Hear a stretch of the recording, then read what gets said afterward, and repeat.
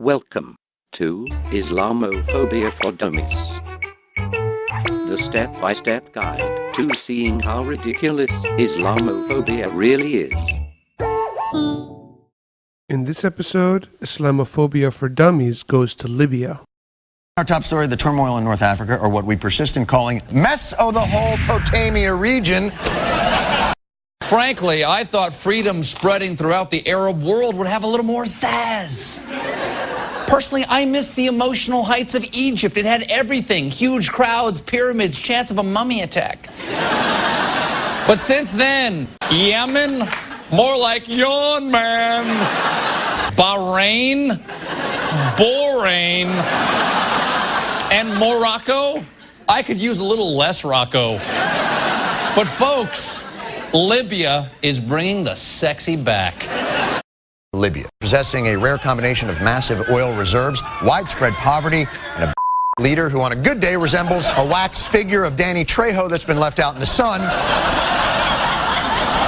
President for what little remains of his life, Muammar Gaddafi, has always somewhat defied description, although I personally favor if Jim Henson had made a Muppet version of Prince.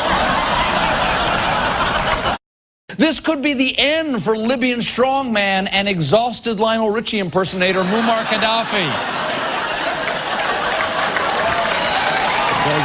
We need some sleep.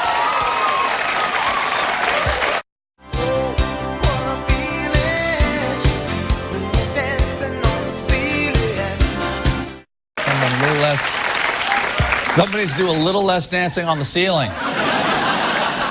Then came Gaddafi's first riveting comments of motivation to his supporters.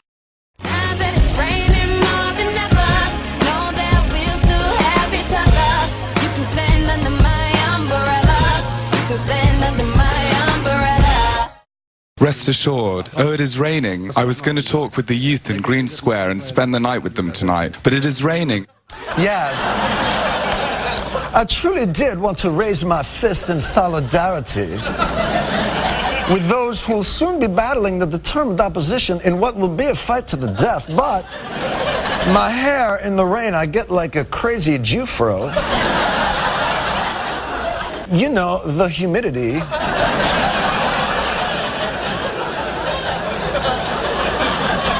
And for 10 days, the Libyan people's peaceful protests were met with deadly violence by Muammar Gaddafi. Protesters have been waiting for a strong message from Washington. Written in graffiti on the wall at that protester headquarters today, it said that President Obama must choose between the Libyan people or Gaddafi. And it's no surprise why it took the U.S. so long to make any comments about Gaddafi's brutality. I am very pleased to welcome Minister Gaddafi here to the State Department. We deeply value the relationship between the United States and Libya. You see, relationships with Libya have a lot of value to France's Total SA oil company, French fighter jet sales, the British government, British Petroleum, British banks, and British arms manufacturers, Chevron, ExxonMobil, Bechtel, Halliburton, General Dynamics, and other U.S. military contractors. But how did Gaddafi manage to stay in power before the West started to value this relationship? With all the costume changes and nutty talk, it does make you wonder how a guy like this held power for 42 years. He's got to have something more convincing up his sleeve. A sleeve, by the way, on a caftan he appears to have borrowed from Broadway legend Tyne Daly. What's Gaddafi's ace in the hole? A catastrophe fueled not just by the Libyan military, but reportedly by paid mercenaries from neighboring countries. The Libyan leader called on his supporters to attack and kill demonstrators, hunting them down, house to house. Oh, that's right, he's a ruthless ass. I forgot. Hiring outsourced African mercenaries to kill his own people. Where do you even find people who will do that job? Actualmonster.com? And what's Gaddafi's explanation for what's happening in Libya? We defied America from here, America with its power. We defy the world atomic powers. A small group of youth who have been given hallucination pills are raiding police stations here and there like rats. So you're blaming America and the world atomic powers, and whatever the hell hallucination pills are. Gaddafi has learned from the US just how easy it is to blame radical Islam for his own military aggression. Gaddafi claimed Al-Qaeda is behind the revolt. Osama bin Laden is slipping Libyans hallucinogenic pills in coffee with milk, and that the pills are distributed in mosques with help from the United States. Whoa! Wait a second, for 42 years you fed America a ton of Finally a populist uprising is about to take you down, and we gotta share credit with this guy? No, my brother. And just like the US government links between Al-Qaeda and Iraq, Gaddafi's story is also a clear fabrication. What makes Gaddafi's Al-Qaeda pill-popping theory even harder to understand and even more impossible to believe is that it contradicts the other central argument he and his government spokesman and his son make. Libya is the only country free of Al-Qaeda in the region. If that's true, then how can you claim that Al-Qaeda has been smuggling in all these pills, distributing them, infiltrating all these coffee shops, and continually drugging all these people? Wait a second, maybe it's true. Which would mean that right now Libya is a fight between African mercenaries who are ruthless and Al-Qaeda. This might be a good time for the United States to slowly back out of the room, because that is some alien versus predator. Look, the only person taking hallucination pills is Gaddafi himself, as he clearly shows many stages of drug addiction. And the first stage of drug addiction is denial. No demonstration at all in the streets. They love me, all my people with me. They love me all. But if they do love They will die to protect me, my people. They're hitting your picture in the face with shoes.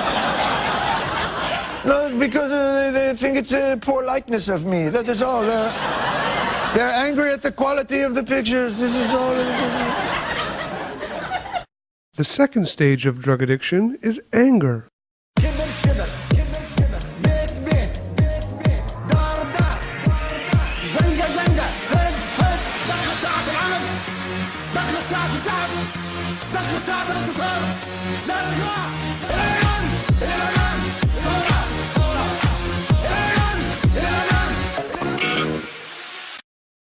The third stage of drug addiction is bargaining.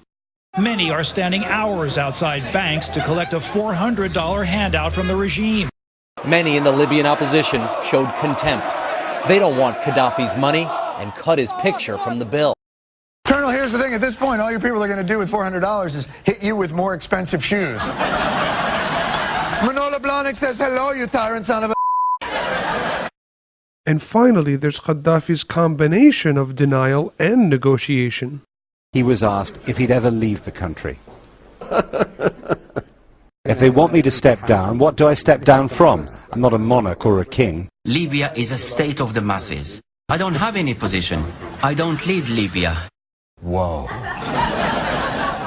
That is some existential bull. You can't fire Muammar Gaddafi because Muammar Gaddafi does not exist. No wonder you're wearing sunglasses. You're high.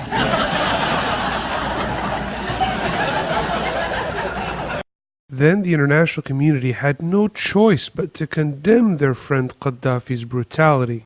Colonel Gaddafi's brutal attacks on his own people are unacceptable and will not be tolerated. Muammar Gaddafi has lost legitimacy to lead, and he must leave. The full weight of the United Nations General Assembly came crashing down on Libya Tuesday as the North African country was suspended from the UN Human Rights Council. What the Libya was on the Human Rights Council? Libya, this guy was on the Human Rights Council. By the way, suspended? What would he have to do to be expelled from the Human Rights Council? Were they there as a cautionary tale? Like, as you were talking about torture, every now and again someone would go, you know, like... The violence was too much for his former allies or his own people to stand at his side. But worst of all for Gaddafi... The violence may have been too much even for Gaddafi's Ukrainian nurse, once described in a leaked U.S. cable as a voluptuous blonde always at his side. Now she's returned to Kiev. He's become so unpopular that even his face is running away from him. No surprise, Gaddafi is not backing down. He told Portuguese television, "If the world gets crazy with us, we'll get crazy too." ladies and gentlemen, Muammar Gaddafi is about to tap into his strategic crazy reserve. And Gaddafi lost the support of many in his own military when he had them fire on civilians. The tide turned last Thursday when Gaddafi's forces fired on unarmed Libyans holding an anti-government sit-in next to a mosque. It was enough to make some troops switch sides. I cannot wait for the protesters to storm the presidential palace because we'll finally see a dictator brought to justice, freedom for an oppressed people, and with any luck, Gaddafi's posse of 40 to 50 women bodyguards in action. Imagine ordinary Libyans breaching the walls of Gaddafi's palace, their triumphant yells only to be met by the menacing click-clack of 5-inch razor-sharp stiletto heels. Choreographed waves of 6-foot-tall Libby Amazons. It'll be like a Janet Jackson video. But with Gaddafi's military assault at the door of Benghazi, the UN declared a no-fly zone over Libya. The UN passed a resolution calling for a ceasefire. And since then, the United States, France, and Britain have not ceased firing. The escalating conflict in Libya. Good news, troops. You're getting out of Afghanistan. Following airstrikes by French fighter jets, U.S. and British naval vessels launched at least 110 Tomahawk cruise missiles. We're at war? Again? Another war, and launched on the anniversary of the Iraq War. Is that what you get a war for its anniversary? Another war? Don't we already have 2 wars? Wars aren't kids, where you don't have to pay attention to the youngest one because the older 2 will take care of it. Not a baby war. And skepticism about the motives behind U.S. involvement in Libya is widespread in the Arab world with good reason.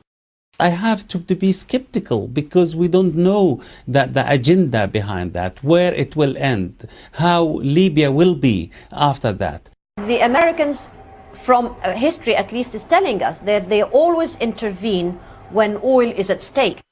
So the semantic acrobatics by U.S. officials is really no surprise in this war in Libya. Chairman of the Joint Chiefs of Staff, Admiral Mike Mullen, explained the situation.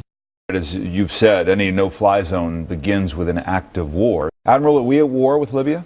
We are actually started yesterday, a limited operation and narrow in scope, focused on supporting the United Nations Security Council resolution, which very specifically focused on humanitarian efforts, protecting the civilians in Libya.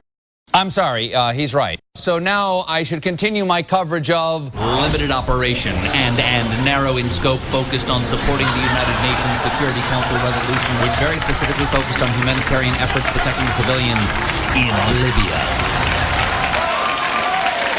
The United States military now finds itself at war on 3 fronts. Whoa. Who said anything about war? This is merely a coalition partnership imposing a no-fly zone.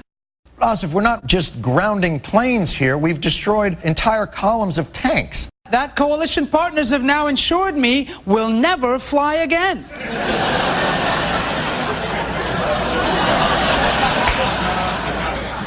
Then there's the question of who's leading this military action. In Libya, President Obama announces the U.S. will now lead military action. Whoa. Who said anything about led by? We did not lead this. Indeed, our British and French allies and members of the Arab League have already committed to take a leadership role in the enforcement of this resolution. How many missiles did the U.S. fire yesterday? 122. How many did Britain fire yesterday? 2. conclusion, while the U.S. government motives are suspect, everyone in the world still hopes that Gaddafi fails. We sincerely hope you enjoyed this episode of Islamophobia for Dummies, and we hope to see you again next time.